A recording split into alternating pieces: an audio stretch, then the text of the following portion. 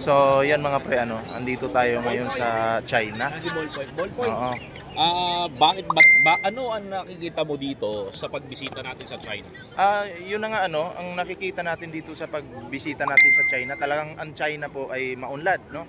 Kung titingnan natin kaliwat kanan, malalaking buildings 'yan, no? So, ako napaisip nga ako sabi nila, hindi ang China maganda kayo, gigirahin tayo niyan. Hindi po talaga totoo 'yun. Kumbaga, ang nakikita ko dito, hindi po talaga sila makikipaggera kasi hindi naman nila sasayangin itong mga buildings na to Para lamang sa isang gera. Para lang sa isang gera, di ba? Hindi.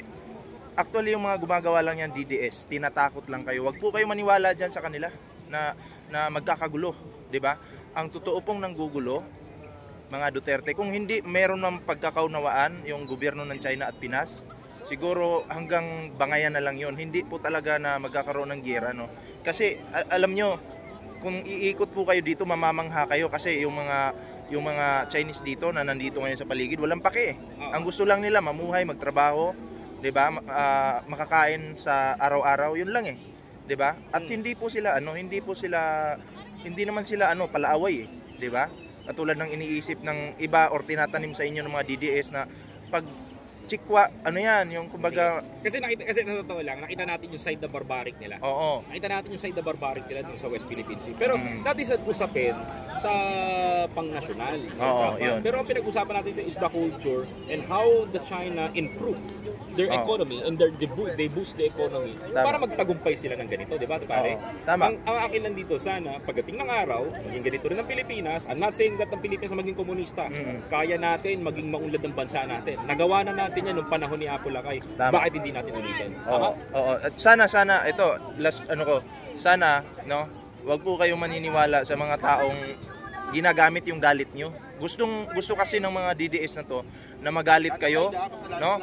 Sa lalo na sa mga nilalahat nila yung mga inchik parang gusto nilang sabihin na hindi magalit na kayo sa China para ganoon, para parang ginagamit yung galit nyo, no? Unang-una, bakit nila ginagawa 'yon? Kasi dahil sa pera, 'di ba? Oo, kasi binabayaran po sila pinupondohan po sila. Correct. 'Di ba? So, gagamitin kayo ng mga 'yan para magkakita. Sila kumita, tapos kayo nga, 'di ba? Galit kayo. Pero 'yun lang masasabi ko, wag po tayong magpapauto at kung ano man yung nilalabas ng mga vlogs ng mga DDS na 'yan, magsaliksik muna, wag agad maniwala, 'di ba? Ito pare, matakot na sila. Matakot na kayo kasi nandito kami. Oo. Mabubulilyaso namin yung kalokohan nila. Tama. At eto pa, bakit kami nandito sa China? Hindi po para siraan yung China, hindi po. Nandito kami para alamin kung totoo nga ba talaga nagalit sila sa mga Pilipino or sa bansa natin. Hindi naman po Oo, hindi. Actually, yung tour guide namin napakabait sa amin, 'di ba? Napakabait po. Hindi po kami tinatrato na iba, 'di ba? Pinapakisamahan po kami ng maayos. Yun po yun. Ito iba pag sinabi nagsalita ka pabor sa China sabihin bayaran ka na ng China. Oo, hindi po kami bayaran, pero iba po yung usaping panggobyerno. Iba po yun. Itong mga tao na to, ito mga inosente yan Yan. Mga inosente yan. Ang inosente dito. Oo. Wala pong alam tungkol sa gera. Yan. Ang gusto lang po nila mabuhay, 'di ba? Mabuhay, kumita ng pera at magnegosyo. Basta atin ang WPS or West Philippine Sea. Di ba? Yan po si Ballpoint Man, mga kapatid. So, yan ang gusto ko sabihin sa inyo. Pare, salamat. Okay, sige.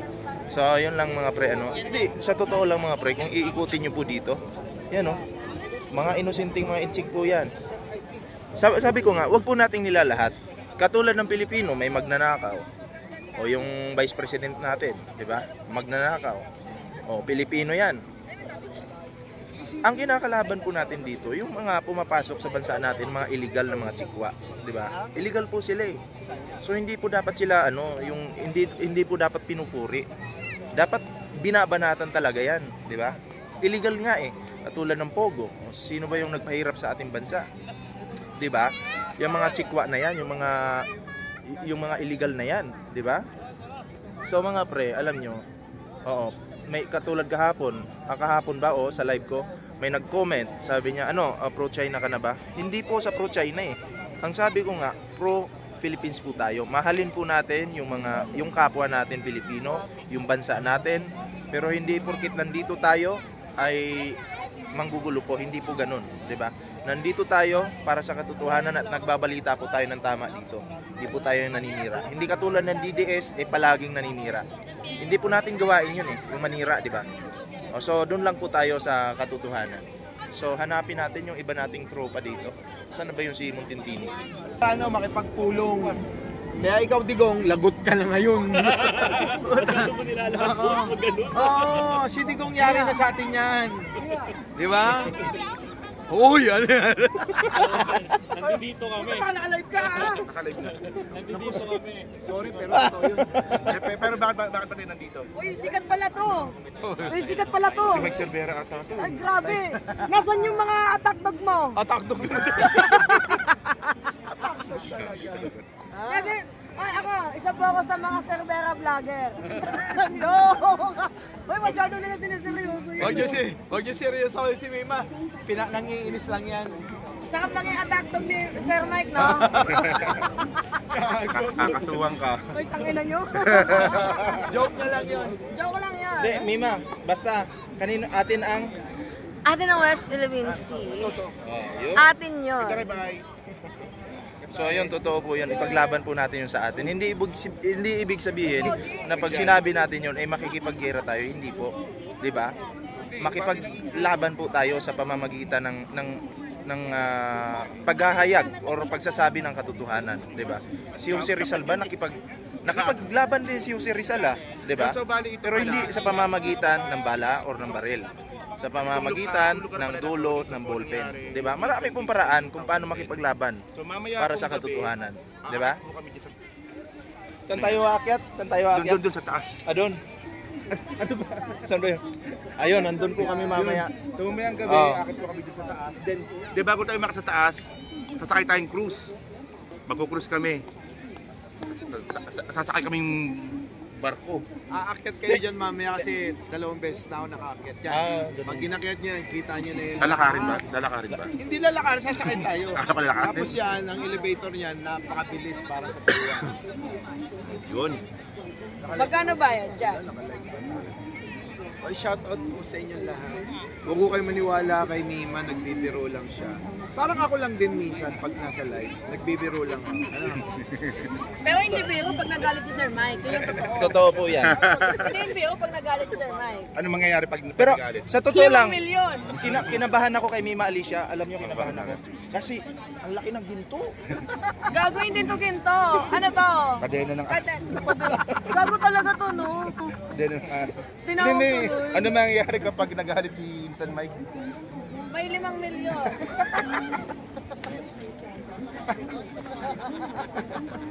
Ayan, anong masasabi mo sa Wala pamumuhay dito ng mga tao, mga tsikwa? Ano masasabi mo? Ano, hinaharas ba tayo or okay lang naman sila? Wala silang pakialam nga sa atin eh. Oo, yun. Di ba? Hindi nga nila tayo kilala dito eh. Wala silang pakialam sa atin. Hindi nila tayo... Pinapakialaman. Kumbaga, mabait sila. No? Actually, yung kapwa mo pa nga Pilipino yung iipal sa'yo eh. Yun, tama. Totoo yun, guys. Yung kapwa mo pa nga Pilipino yung mga ano sa'yo dito. Muntintinig, ano yung sa atin? Atin ang... Siyempre, atin ng West Philippine Sea. Oh, naku, Muntintinig, isinigaw sa China. Diba? Atin daw ang West Philippine Sea. Atin ng West Philippine Sea. Manda tayo sa immigration. Hindi.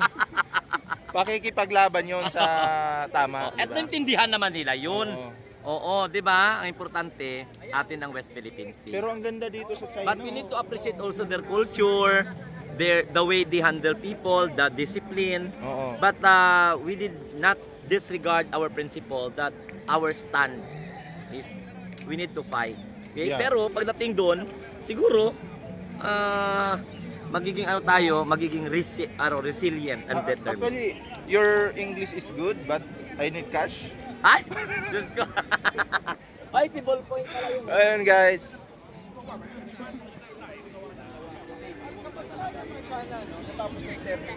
Abay, dapat tumulong na kayo sa bagong mauupo. Hindi yung kayo pa yung kokontra ng kokontra mismo. Di ba? Imbis na inganyo yung mga Pilipino para tayo tumulong sa gobyerno, kayo mismo unang-unang sumisira dito. Boss, ikaw boss. Anong Sige, sige. masasabi mo sa development ng China? Yun. Na-amaze ka ba? Na-amaze? Hindi, honestly talaga kasi. Siyempre tayo, China critic tayo sa Pilipinas eh. Dahil sa West Philippines. So, dahil sa West Philippine Sea. So, siyempre ako palagi kong pinapanood is yung mga yung mga critics sa China.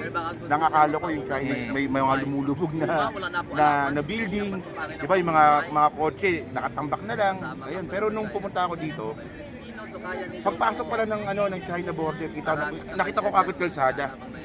Grabe yung kalsada talaga, ang daming Hindi, grabe talaga yung kung baka sa Pilipinas yung skyway natin, natutuwa na tayo doon.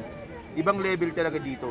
3 palapag ata yung baba. 3 palapag ata na mahaba. Tinatawag nilang sa atin Skyway, sa kanila May ibang tawag sila eh. may ibang tawag sila dito. Ano sa tingin mo? Sky Road. Bakit ganun Sky Road, yun. Sky Road. Nakalago, ang daming building, ang Hindi daming... hindi. Kasi unang-una talaga dyan.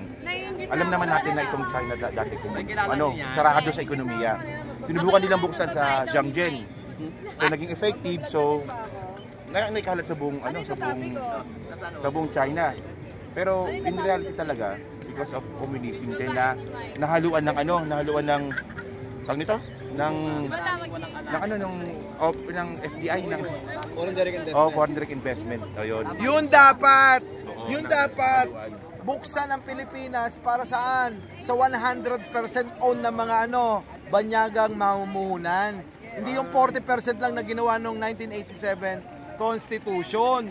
So dapat ngayon, dapat na siguro mamulat ang tao na kailangan ng baguhin talaga yan. Minsan Mike, ikaw kasi bilang isang negosyante, yung karamihan ng mga negosyante ayaw talaga ng FDI, di ba? Pero para napansin natin yan, pero yan. minsan Mike, negosyante pero pabor sa FDI. Ganito yan, kung iisipin mo para sa bansa mo talaga at hindi para sa sarili, i-welcome mo lahat yan. Dapat bukas ang isip mo dyan. Dapat tanggapin mo yan. Di ba nga sinusulong ni PBBM yan na maging bukas ang ekonomiya natin? Oo, sinusulong talaga pero kinukontra nila. Bakit? Kasi nahahawakan sila ng oligarko. Ako hindi naman ako oligarko eh. Bakit ako? Makabayan ako eh. Makabayan black? Akala ko makabayan. Makabayan talaga. Akala ko makabayan. Makabayan black. Promote ng China. Yan lang dito. Tangkad eh. Hindi, sana eventually ang Pilipinas maging ganito din. Kasi kung titingnan nyo po dito mga pre, lahat po naman yan, inosente yan eh. Wala silang alam sa walang alam yan. agawan. Oo. Ang problema lang dito yung West Philippine Sea, gobyerno to gobyerno. Pero itong mga to, inosente po yan, walang kinalaman yan. Malaki din talaga yung naging epekto ng mga fake news ng mga DDS about Yun sa nga, China. yung mga DDS nga. Mga DDS yung halimbawa, bibigyan ko kay idea, yung sinasabi ng mga DDS na magigera, hindi naman pala totoo. 2 taon na, 3 taon na. Diba? Hindi naman pala totoo. So yun isa sa fake news yun. Kaya nga sinisingil natin si SAS eh. Sabi ni SAS magkakagera na after 2 years eh. Wala pa. Isipin nyo guys, kung gusto makipaggera ng China, SAS, nasaan ka na? kasi sira po talaga. Ito, Kahit love kita. Yung building na yan, no? Yan. ang ganda skyscraper dito. Yan. So, ang sa tingin ko lang yan. O, diba? Papayag ba sila masira yan? Hindi, syempre. Mababa sa Kaya yung fake news yung mga sinasabi ng mga DDS talaga, no? Huwag po kayo maniniwala doon. So yun lang guys, no? Basta tandaan po natin ang WPS. So ilaban natin ang tama, hindi po sa pamamagitan ng digmaan, hindi po, no? Sa tama lang. So yun lang, no? Huwag kalimutang i-share yung ating video ngayon. Maraming salamat po sa inyo guys. So kita-kits po tayo sa susunod na video.